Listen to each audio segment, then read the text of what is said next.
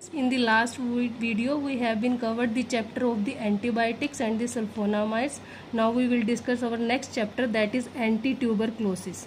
Anti-tuberculosis are those drugs which are used to help to treatment into the tuberculosis. Tuberculosis is also known as the TB. Major part of the anti-tuberculosis drugs are the first of all is the tuberculosis is a chronic bacterial infection caused by the Mycobacterium tuberculosis. It is caused by the Mycobacterium tuberculosis.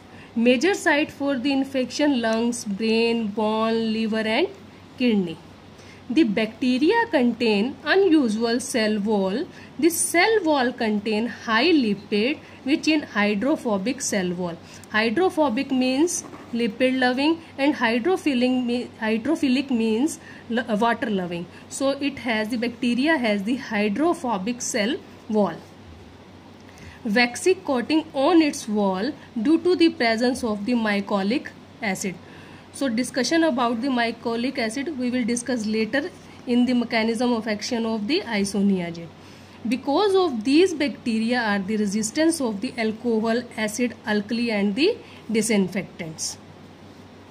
Next, the site of the infection. This disease has been categorized. First is the pulmonary TB. This is due to the respiratory tract. Genitourinary TB, genitourinary tract. TB meningitis, nervous system. Malary TB, a widespread infection. This infection is spread in the whole body. Now we will discuss the therapy of the tuberculosis. So first of all we will discuss first line drugs. So question arises that what are the first line drugs? These drugs have the either high anti-TB efficacy as well as low toxicity.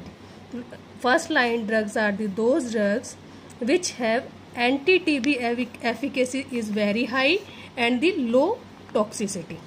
The example of the first line drugs is the isoniazid, rifampicin, pyrazinamide, ethambutol and streptomycin. Next is the second line drugs. Second line drugs are those drugs which have low anti-TB efficacy but have high toxicity.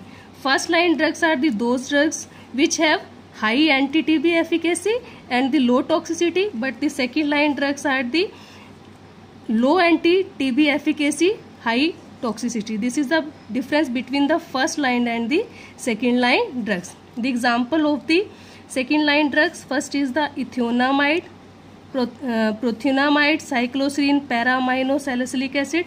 It is also known as the PAS. Next is the rifampicin. Next is the fluoroquinolins. Examples of the fluoroquinolins: ofloxacin, levofloxacin and ciprofloxacin. These are the antibiotic and they categorized into the fluoroquinolones. Next is the injectable drugs. Example of the kanamycin, amikamycin and capreomycin. So we will discuss the detail of the drugs. First drug is the isoniazid. It is also known as INH, isonicotinic hydrochloride. It is excellent anti-TB drug unless the patients are not able to tolerate or bacilli are the resistance. Second is it is a tubercidal drugs. Cidal means kill the bacteria, so it helps to kill the bacteria, so it is called tubercidal drugs. Acts on the extracellular and intracellular TB. Extracellular means outside the cell. Intracellular means inside the cell. Active in the alkaline or acidic media. It is active in alkaline as well as acidic media.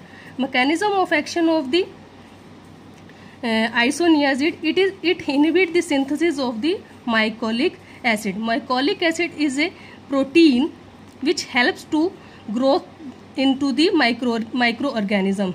So it helps to inhibit the synthesis of the mycolic acid on the cell wall of the bacteria. So inhibit the growth, so stop the growth of the microorganism. This is the general structure of the isoniazid. synthesis of the isoniazid. When the 1,4-picoline is oxidized, then it will form into the COOH. Then it in the presence of the C2H5OH and H2SO4, then it is converted into H is converted into C2H5. When in the presence of the NH2, then it is converted into the isoniazid. 3 Next drug is the ethionamide. It is the prodrug which is activated by the enzyme monooxygenate. This is an enzyme which helps into the form of the active form in the mycobacterium. Mechanism of action of the ethionamide is same as isoniazid. This is the general structure of the ethionamide. Next class of the drug is the ethambutol. Mechanism of action of the ethambutol: it inhibits the microbacterial arabinosyl transferase. This is the enzyme arabinosyl transferase. This enzyme help into the arabinoglycan polymerization. What is the arabinoglycan? Arabinoglycan is essential component of the mycobacterial cell wall. So this ethambutol is help to inhibit the cell wall which is used to growth of the microorganism.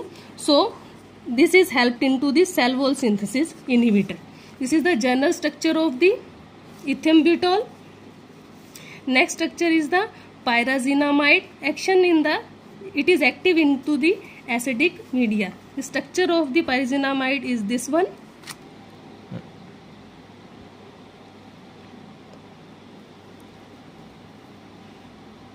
Next drug is the rifampicin. It is an antibiotic obtained from the Streptomycin medicine. Mechanism of action of the rifampicin: rifampicin is bind with the subunit of the DNA dependent RNA polymerase. RNA polymerase is help to growth of the bacteria, so it inhibit of the messenger RNA synthesis. So by the inhibition, tubercidal effect is produced.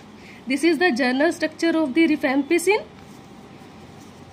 Next drug is the para-amino salicylic acid. It is also known as PAS. Mechanism of action: inhibit bacterial folate pathway. In the chapter of the sulfonamide, we have been discussed about the folate pathway. Folic acid is helpful to microorganism growth. So para-amino salicylic acid is help to inhibit the synthesis of the folic acid. By this we can stop the microorganism development. This is the structure of the para-amino salicylic acid.